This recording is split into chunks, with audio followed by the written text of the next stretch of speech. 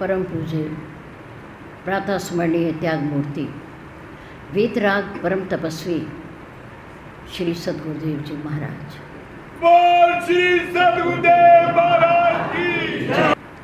अर्चनीय वंदनीय धर्म स्वरूप पुरुष समाज भक्ति स्वरूपा मातृ शक्ति प्यारी बहन, प्रातःकाल की शुभ वेला में श्री नीलकंठ धाम के प्रांगण में परम पूज्य गुरुदेव जी के चरणार विंद में परमपिता परमात्मा को साक्षी मानते हुए अपने अपने पैरों की चौकड़ी लगाकर बैठते हुए, शरीर को सीधा रखते हुए, मन को अपने पास लाते हुए, चित्त वृत्ति को एकाग्र करके बैठते हुए, चेहरे को मंच की ओर रखते हुए, किसी भी प्रकार की हलचल को रोकते हुए शांति का दान देते हुए धर्ममय वातावरण में धर्म की चर्चा, जीवन सुधार की चर्चा, प्रभु की पवित्र पावनी चर्चा कहने और सुनने का प्रयास कीजिए। धन्यवाद। सभा के द्वारा रखे गए 7 दिन के समय में से आज 5वां दिन है। 2 दिन शेष हमारे पास यहाँ मिल बैठकर कुछ कहने और कुछ सुनने के लिए।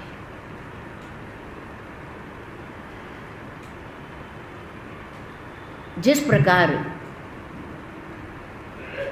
शहद की मक्खी फूलों से पराग लेकर रस लेकर के और उसे इकट्ठा करके शहद बनाती है,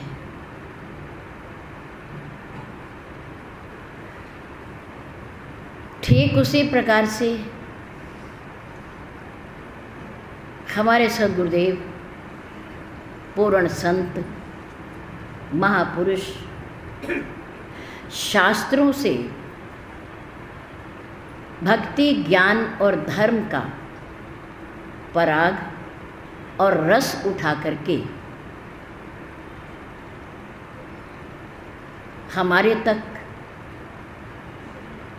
उसका मधुर शहद बना करके हमारे तक वितरित करते हैं।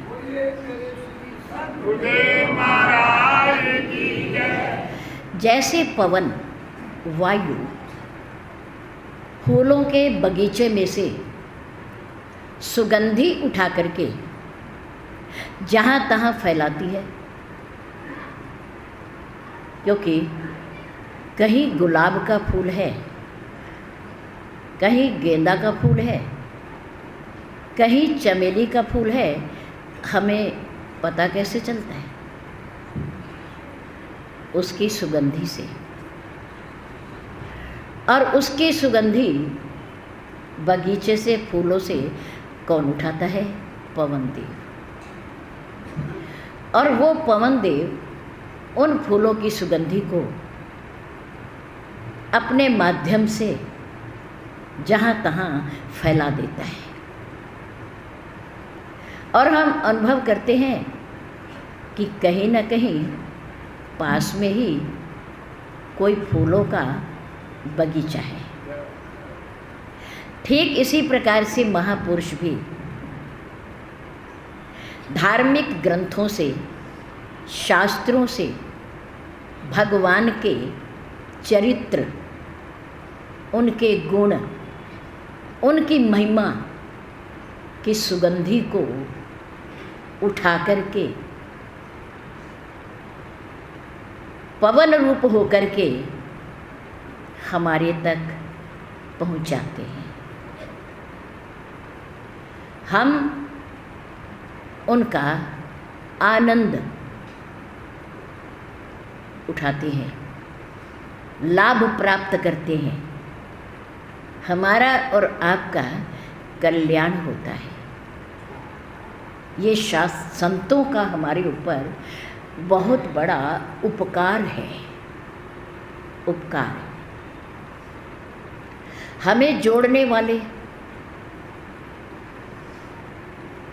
एक साथ कई परिवारों को मिलाकर के बिठाने वाले कौन होते हैं? संत होते हैं। संत जोड़ता है। संत हमें मिलाता है। संत जीव और परमात्मा को जोड़ने की एक कड़ी होता है, एक माध्यम होता है। संत हमारे और आपके हृदयों के अंदर सोए हुए प्रकाश को, ज्ञान को हमें दीक्षा दे करके हमारे अंदर के ज्ञान को अपने ज्ञान की ज्योति से जगाता है, प्रकाशित करता है। जो स्वयं प्रकाशित है, जिसकी स्वयं की अंदर की ज्योति प्रज्वलित है, वो संत, वो महापुरुष हमारे और आपके हृदय के सोए हुए ज्ञान को जगाता है। संस्कारों की राख में, संस्कारों अच्छे या बुरे, संस्कारों की राख में दबी हुई छोटी सी एक आग की चिंगारी को अपने ज्ञान से उस राख को कुरेद करके उस प्रकाश को और चिंगारी को हमारे सामने प्रकट करता है। ये संत है। संतों की महिमा भगवान राम ने भी अपने श्रीमुख से गाई और ये कहा कि बड़े बड़े शास्त्र, पुराण, ग्रंथ भी संतों की महिमा का बखान नहीं कर सकता। संत मोमबत्ती की तरह स्वयं जलकर प्रकाश किसे देता है? हमें देता है। संत छोटी सी सुई की तरह जो दुनिया भर के कपड़ों को सी करके हमारे और आपके शरीर को ढकती है, पर वो स्वयं नंगी रहती है। उस पर वस्त्र का कोई आवरण नहीं होता, लेकिन सबको ढकती है, सबके शरीर को आवरण पहनाती है। ठीक इसी प्रकार से संत महापुरुष स्वयं अभावों में रहकर, त्याग में रहकर हमारे और आपकी कमियों को पूरा करते हैं। बोल श्री सद्गुरुदेव महाराज की जय। बोल श्री पैसा कमाने में अधिक समय खर्च न करें। छोटी सी बात है। पैसा कमाने में अधिक समय खर्च न करें। क्यों? पता नहीं संग्रह किए गए, कमाए गए पैसे को खर्च करने का समय मिलेगा या नहीं मिलेगा। जीवन को बनाने के लिए एक छोटी सी बात ही बहुत काफ़ी होती है। पैसे के साथ साथ चलो कमाएं, हम कमाई बिना नहीं रह सकते। गृहस्थी हैं, अपने आप को व्यस्त रखने के लिए कुछ ना कुछ तो करना ही है ना। चलो पैसा कमाएं, कोई बात नहीं, पर पैसे के साथ साथ, धन कमाने के साथ साथ हम दुआओं की, आशीर्वादों की दौलत भी कमाएं। इस संपत्ति को भी इकट्ठा करें। क्यों? क्योंकि दुआओं की दौलत जीवन के उस मोड़ पर काम आती है जहाँ पैसा भी काम करना बंद कर देता है ना? बहुत समझदार आप लोग हैं, बुद्धिमान भी हैं, सत्संगी भी हैं। आपको अधिक समझाने की आवश्यकता भी नहीं होती। जब कभी किसी गंभीर बीमारी में व्यक्ति उलझ जाता है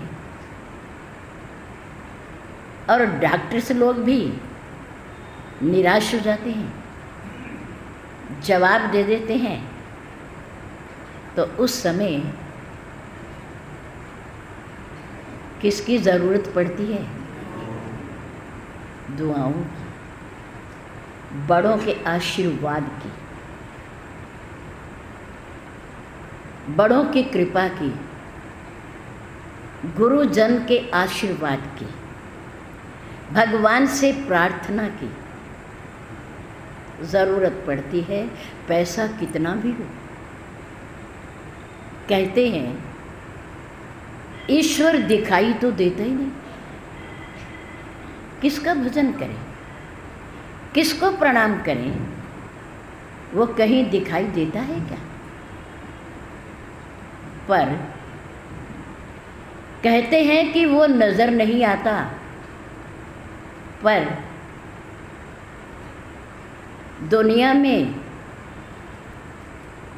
जब किसी का सहारा नहीं होता, जब कोई अपना नज़र नहीं आता, तो कौन नज़र आता है? परमात्मा नज़र आता है। वो है। इसका अर्थ ये है कि वो भी कोई हस्ती है, वो भी कोई शक्ति है। जब सारी शक्तियाँ जवाब दे जाती हैं और कोई अपना नज़र नहीं आता मुसीबत के समय, तब कौन नज़र आता है? परमात्मा नज़र, ईश्वर नज़र आता है। इसका अर्थ ये है कि हम देखें या न देखें, विचार करें या न करें, पर वो है। जब कोई नहीं आता, मेरे राम आते हैं। मेरे दुख के समय में वो बड़े काम आते है ना? भजन है ना ये? हम सुन कर के अनसुना क्यों कर देते हैं? उसकी गहराई तक क्यों नहीं जाते? समझने की कोशिश क्यों नहीं करते?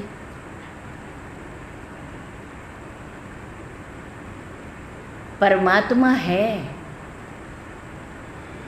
हमारे मानने और ना मानने से उसे कोई फर्क पड़ने वाला वो है, वो था और वो आगे भी रहेगा। हम रहें या न रहें, पर परमात्मा रहे। जय श्री राम, जय श्री राम, जय श्री राम, जय श्री राम। जय। दुआओं की रफ्तार बड़ी तेज है। किसी के द्वारा मिला हुआ आशीर्वाद, प्यार, इसकी रफ्तार बड़ी तेज है। जो वहाँ पर आते आते आने से पहले ही ये भगवान के दरबार में पहुँच जाती है, पहुँच जाती है। बहुत एक सुंदर और प्रामाणिक कथा है, कहानी है, जो हमारे गुरुदेव सुनाया करते थे और आप सबने सुन रखी है। आप सब जानते भी होंगे, और कभी कभी ये सब हमारे साथ भी गुजरता होगा, हमारे सामने भी ये आता होगा बहुत बार। हमारे गुरुदेव कहा करते थे, कचहरी से, न्यायालय से, कोर्ट से फैसला सुना करके जज साहब उठे और अपने घर की तरफ चले पैदल, क्योंकि इन लोगों की, जिला जज हो, डीएम हो, एसएसपी हो, कोई भी हो, इनके कार्यालय और गृह जो मिले हुए आवास होते हैं वो परिसर के अंदर ही होते हैं, थोड़ी दूरी पर। तो जज साहब फैसला सुना करके उठे और पैदल अपने घर जा रहे हैं। सड़क पर थोड़ा आगे बढ़े तो उन्होंने देखा कि एक माँ खड़ी है, वृद्ध माँ, और उसके पास एक गोबर से भरा हुआ टोकरा रखा हुआ है और सिर पर उसने वस्त्र रखा हुआ है लपेट कर, और इस इंतज़ार में खड़ी है, प्रतीक्षा में खड़ी है कि कोई आएगा आएगा आने जाने वाला, और इस टोकरे को उठा करके ऊपर रखने में मेरी सहायता करेगा, मेरी सहायता करेगा। जज साहब आए, उन्होंने देखा, उनकी दृष्टि पड़ी माँ पर, सोचा ये किसी के इंतज़ार कर रही है, उनमें से मैं भी एक हो सकता हूँ। आगे बढ़े, माँ के साथ टोकरा उठाने में हाथ लगाया और उठा करके माँ के सिर पर रख दिया। माँ ने कहा, जीते रहो, खुश रहो, तुम्हारा बेटा जीता रहे, सलामत रहे। माँ आशीर्वाद देती जा रही है और जज साहब अपने घर की तरफ बढ़ रहे हैं। जैसे ही घर के करीब पहुँचे, देखा कि बहुत बड़ी भीड़ लगी हुई है। कदम थोड़े जल्दी जल्दी आगे बढ़ा लिए और भीड़ को चीर करके आगे जब पहुँचे, पूछा क्या बात है, सब कुशल तो हैं, ठीक तो हैं, आप सब इकट्ठे, क्या बात है। दो चार ने आगे बढ़कर कहा, जज साहब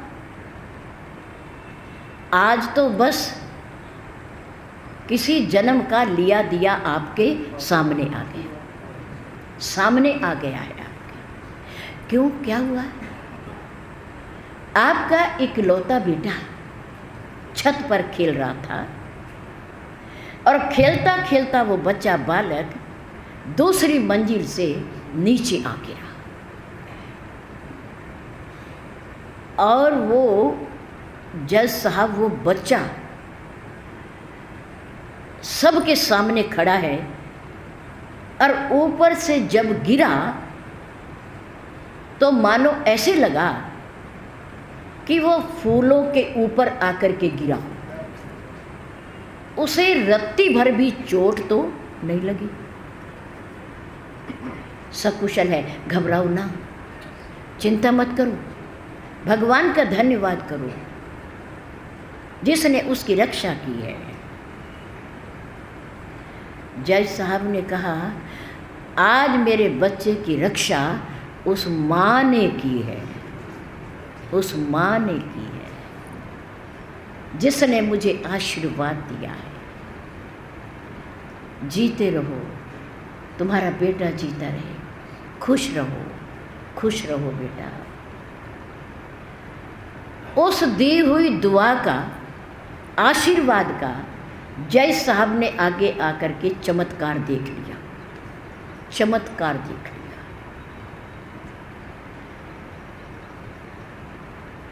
धन के कागज के टुकड़ों का क्या, कागज के टुकड़ों का क्या जो पानी में गल जाते हैं और अग्नि में जल जाते हैं। पर धन तो असली धन दुआओं का है, आशीर्वाद का है, जो ना पानी में गलता है और ना अग्नि में जलता। ये वो दुआ है। कीमती वस्तु को उठाने के लिए झुक जाना चाहिए, झुक जाना चाहिए। झुकने में लाभ है, अकड़े रहने में लाभ नहीं है। अकड़ना तो मुर्दे की पहचान है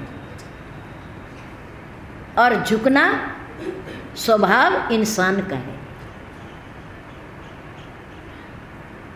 सामने जा रहे हैं, 100 का नोट पड़ा हो, चांदी का सिक्का पड़ा हो, हीरा हो, उसे लपक करके झुक करके उठाओगे या खड़े खड़े कह दोगे आजा मेरे पास, आजा मेरे पास। अगर उसे उठाना है, प्राप्त करना है, तो क्या करना पड़ेगा? झुकना पड़ेगा, झुकना पड़ेगा।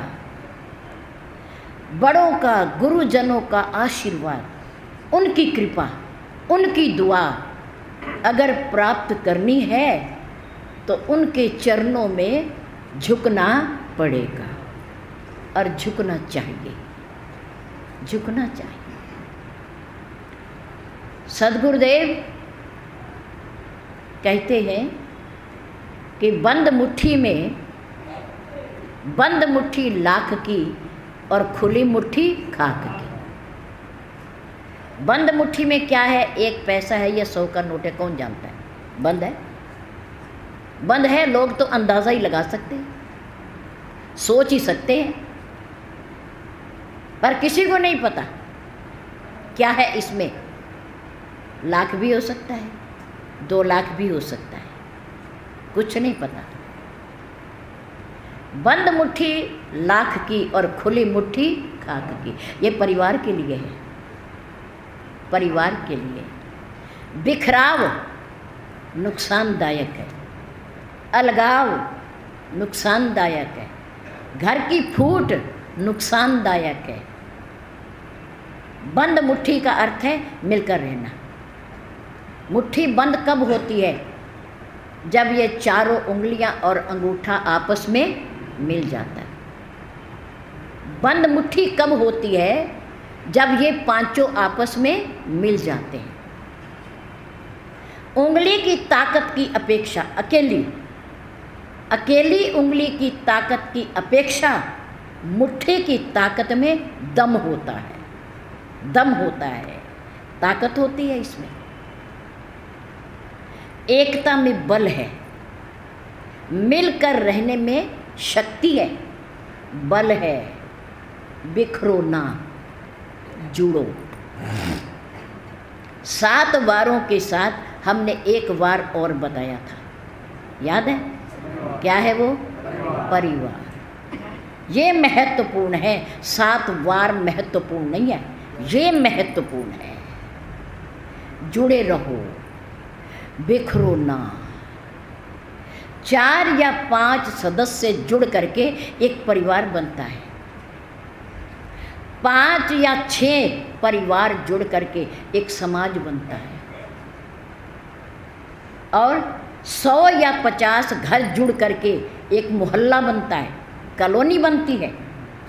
और कई कॉलोनियाँ जुड़ करके एक गांव बनता है, और कई गांव जुड़ करके एक शहर बनता है, और कई शहर जुड़ करके एक राज्य बनता है, स्टेट बनता है। ये सब जुड़ने का प्रभाव है। मिलकर रहेंगे तो परिवार है, परिवार है। पहले आंगन बड़े बड़े होते थे और कई घर एक आंगन में रहते थे। एक चूल्हे पर भोजन बनता था, सारे मिल करके बैठ करके एक चौके में खाते थे, चौकड़ी लगाकर। चौका चूल्हा, चौका चूल्हा। चौका चूल्हा, चूल्हे पे माँ, महिला समाज काम करता है और चौके में घर के परिवार के सदस्य मिल बैठ करके एक साथ भोजन करते हैं। इससे बड़ा लाभ है।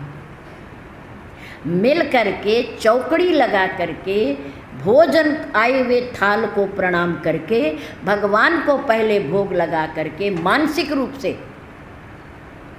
फिर वो प्रसाद बन जाता है। जब मिलकर बैठकर प्रसाद खाते हैं तो प्रेम बढ़ता है, प्यार बढ़ता है। खत्म हो गया है सब कुछ, परिवारवाद खत्म हो गया है। जितने बच्चे हैं उतने कमरे हैं, जितने कमरे हैं और सबके कमरों में अलग अलग सुख के साधन हैं। पलंग है, बिस्तर हैं, बेड हैं, टीवी लगा है, कुर्सियां रखी हैं, हर चीज़ मौजूद है वहाँ। मिल कर के बैठना ही ख़त्म हो गया है। आओ और सीधे अपने कमरे में, आओ और सीधे अपने कमरे में, किसी से कोई मतलब नहीं। आज का दिन कैसे बीता, आज कौन कौन मिला आपको, आप किस किस से मिले, आपने आज का दिन कैसे गुजारा, कोई दिक्कत तो नहीं आई, कोई परेशानी तो नहीं आई। दुख बांटने से हल्का हो जाता है और सुख बांटने से बढ़ जाता है। खुशी बांटने से बढ़ जाती है और दुख बांटने से घट जाता है, कम हो जाता है। हमारे हृदय की पीड़ा हमने किसी के सामने बयां कर दी, हमने किसी अपने के सामने, मित्र के सामने, हितैषी के सामने हमने अपने दिल की बात कह दी, तो हमारा दिल क्या हो गया, हल्का हो गया, हल्का हो गया, क्योंकि हमने अपना दुख अपने मित्र को सुना दिया, मित्र को सुना दिया। मिलकर रहने में बड़ा लाभ है, बड़ा लाभ है। मित्रता में मित्रता बढ़ती है, प्रेम बढ़ता है, सौहार्द बढ़ता है, एक दूसरे के सुख दुख में काम आते हैं, काम आते हैं। खुशी भी अकेले अच्छी नहीं लगती, खुशी भी अकेले अच्छी नहीं लगती। और दुख में भी व्यक्ति चाहता है कि मेरे कोई आंसू पोंछने वाला ज़रूर होना चाहिए, ज़रूर होना चाहिए, दुख के समय भी मेरे साथ खड़ा। ये दुआओं का फल होता है, बड़ों के आशीर्वाद का परिणाम होता है। बड़ों के आगे झुक जाने में उनसे बहुत कुछ मिलता है। तो बंद मुट्ठी लाख की और खुली मुट्ठी खाक की। पर शास्त्र ने कहा नहीं, ये दुनिया का सच हो सकता है, ये शास्त्रों का सत्य नहीं है। शास्त्र का सत्य क्या है, ये अधूरा सच है, पर पूरा सच क्या है, पूरा सच क्या है? पूरा सच ये है कि माता पिता और संतों की, गुरुजनों की बंद मुट्ठी लाख की और खुली मुट्ठी 1.25 लाख की। नगरू वाले बाबा की बंद मुट्ठी लाख की किसकी? माता पिता और गुरुजनों की, संतों की, महापुरुषों की। बंद मुट्ठी लाख की और खुली मुट्ठी 1.25 लाख। क्यों? क्योंकि जब ये मुट्ठी खुलेगी तो हाथ ऐसे होगा। कैसे होगा? इससे किसी को आशीर्वाद मिलेगा, किसी का घर आबाद होगा, किसी के बगीचे का गुल खिलेगा। माता पिता और गुरुजनों के आशीर्वाद से जब उनकी मुट्ठी खुलती है तो किसी ना किसी को आशीर्वाद ज़रूर मिलता है, ज़रूर मिलता है। दीर्घ आयु का मिलता है, पारिवारिक कुशलता का मिलता है, पराक्रमी होने का मिलता है, यशस्वी होने का मिलता है आशीर्वाद। कौन देता है? जिसे हमारे से कोई स्वार्थ नहीं होता, वही देता है। अगर स्वार्थ में भर करके कोई किसी को आशीर्वाद देता है तो उस आशीर्वाद के पीछे उसकी कुछ ना कुछ अपनी पूर्ति की भावना होती है। लेकिन माता पिता और गुरुजन निस्वार्थ भाव से आशीर्वाद देते हैं। उन्हें कुछ हमारे से इच्छा नहीं होती, वह हमारे से कुछ चाहते नहीं होते। कहते हैं खुश रहो, आबाद रहो, कुशलता पूर्वक रहो, हमारी उम्र भी आपको लग जाए, हमारे से ऊंचे उठ जाओ, ऊंचे उठ जाओ, परिवार बना रहे आपका, कारोबार बना रहे आपका, प्रसन्न रहो, पराक्रमी बनो, धर्म अवलंबी बनो, सद्बुद्धि वाले बनो, सदाचारी बनो, चरित्रवान बनो, चरित्रवान बनो। ये आशीर्वाद होता है उनका, और उनके इस आशीर्वाद में उन्हें हमारे से कोई स्वार्थ नहीं होता, नहीं होता।